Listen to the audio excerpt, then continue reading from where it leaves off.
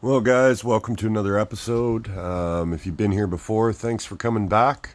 And if you're new, thanks for coming to check it out. In today's episode, I'm going to give you kind of a blast through quick rundown of my English wheel. I've been working on the design for this for a while and went down to my buddy's shop at Backdoor Fab to hammer this thing out over the course of a week along with a bunch of other stuff. So the video's a little bit all over the place. I've got to come back and do another video showing all of the features. But do me a favor, subscribe to the channel if you enjoy this video, my other videos. Like the video, comment below, and let's get at it. Well, if you squint, that's actually an English wheel, and that shaft there is for 2 bead rollers.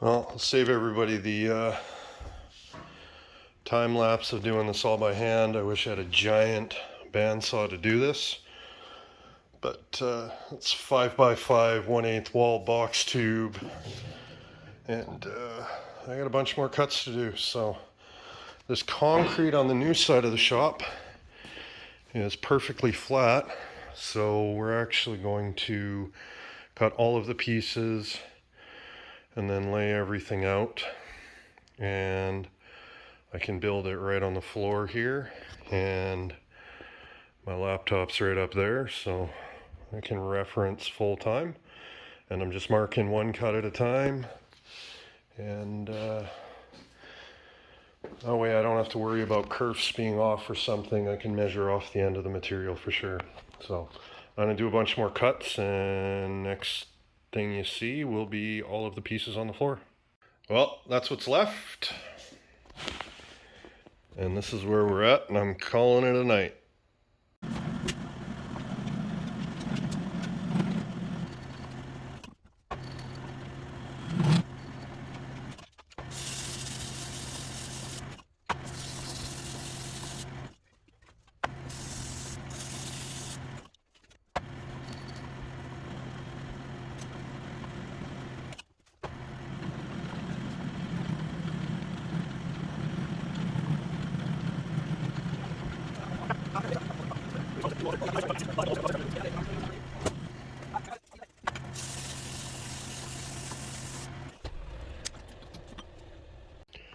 So I'm recording this all out of order, and I'm going to try and fix it in editing. So this is my jack screw that will make my lower anvil move up and down. Now this is going to go like this.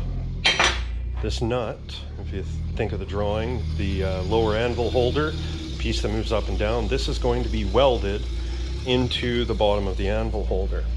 So what I'm going to do is that's welded in, so this doesn't need to align anything. The anvil holder does all the alignment.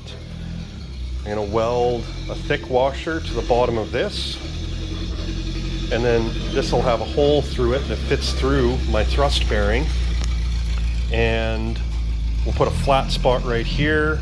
That's where the wheel will go, so this pushes through, so when we spin this, the washer presses force against here. The nut can't spin because it's welded to the anvil holder and locked from rotating, so it has to move up and down. And don't take any lathe pointers from me. I'm just good enough to be dangerous, which isn't very good at all. Well, got up bright and early. That is all the scrap from a 20-foot length. And that's where we're at now. We got both of the legs off the side there, and I cut a gusset that wasn't in the drawing for the upper head. And now I'm going to cut all of the backbone angle iron. Not a whole lot of scrap, and just a short piece of leftover. But we got internal and outside spine cut out of the angle, ready to go, which means I can start tacking up this frame.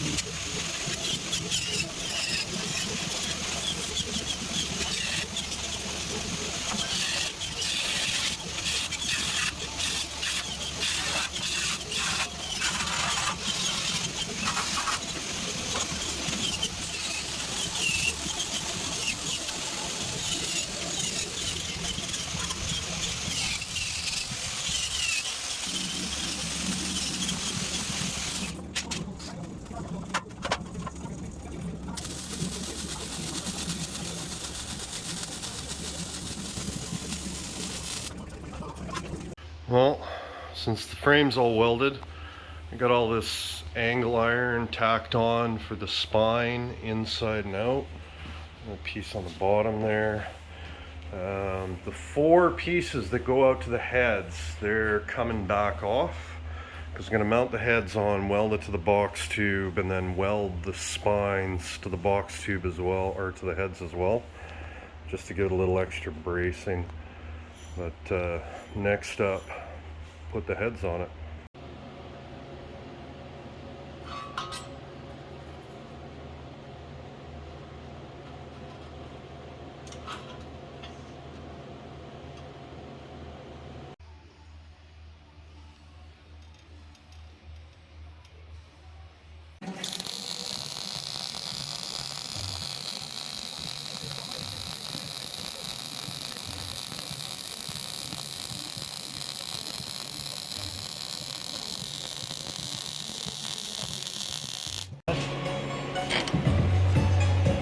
So the frame of this English wheel is 5x5 1/8 wall material.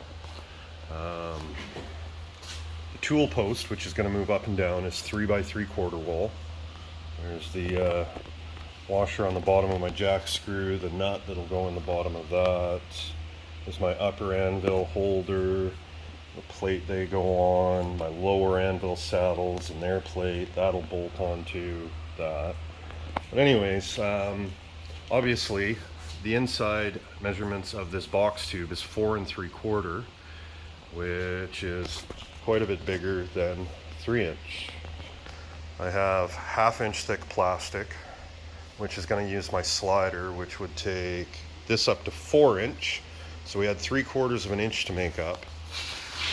I drew up these saddles because they nested real nice on the plasma table, the U shape. It gives me all the support.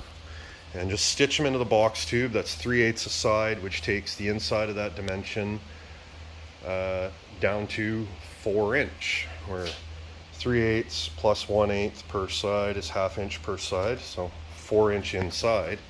And because they're slotted like that the whole way, I'm going to put the seam towards the frame, but on both sides and the top, I can actually drill and weld nuts here to put some jacking screws to fine tune the adjustments. So if it feels a little bit sloppy, I can put a piece of, say, 3/16 plate in that slot with upper and lower screws, bolts, just say a 3/8 fine thread bolt, and I can tighten them in, and it's a fully adjustable shim, which I haven't decided if I'm going to do it before I leave here, but it is set up for it. So the next step is that top plate's got to go there, that bottom plate's got to go there, and then this can get welded onto here.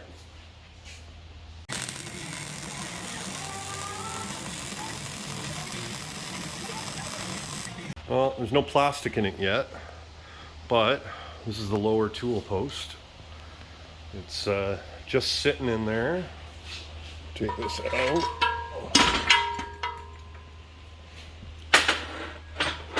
Basically, I'm going to put this back in the lathe. I'm going to true this up and just bevel the edge. And then this is going to ride up against a piece of the plastic on the bottom. As you thread this in and out, that will force it up and down. When you thread it one way, it forces it up. When you thread it the other way, the wheel will touch the bottom of this and pull it back down, and that will be my adjustment. Got the upper anvil mount done, so I'm going to bolt that to the upper head and we can put it on the machine. But first I'm going to get let me get some plastic cut and weld up my lower anvil mount that goes on the top of that, and then that'll be done. And yeah, we're getting pretty close to being able to make this thing go up and down and move some metal.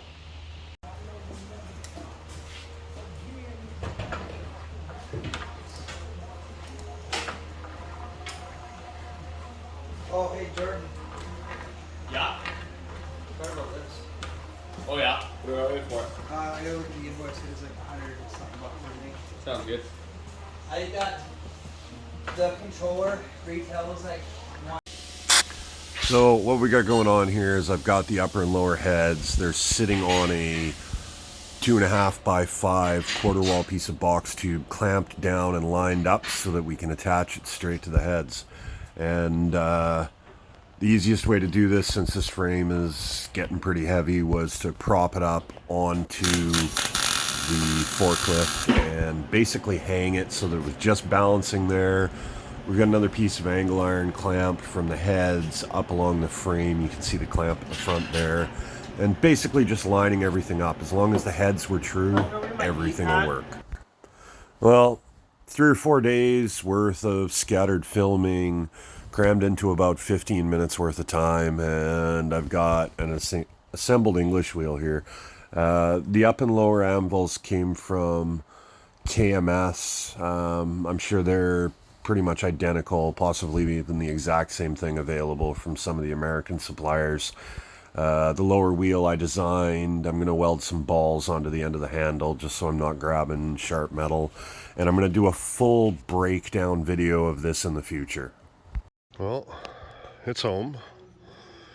The end of this video might be a little all over the map. I've been packed up and headed home, and I didn't get in till, oh shoot, after 1 o'clock in the morning. But slept most of the day when I got home and had to go out of town for a day, but I'm here, and my English wheel is home, and I am so stoked. All the plastic works. Spin it.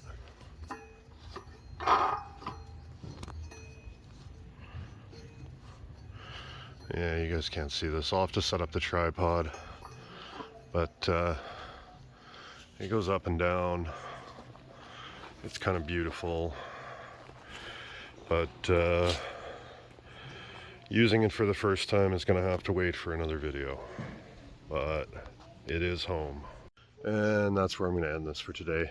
I wanted to get the video posted with the guts of all the building it. I'll worry about showing you guys it in use in another video, and making some panels for it. I'm pretty jacked on it. I can't stop staring at it through my window, and the car behind it. Well, pretty stoked about that too. So if you enjoyed the video, contributed to the happiness in your life, do me a favor, if you haven't already, subscribe to the channel, like the video, shoot me a comment. Yeah, give me some feedback, do the whole YouTube thing. And next video on Wednesday will probably have me using this thing, starting to smash some metal. Good or bad, I'm going to take you guys along for the ride as I build some panels. And it's going to show this body on this frame that I'm super stoked to show off. So thanks for tuning in, and I'll see you on the next one.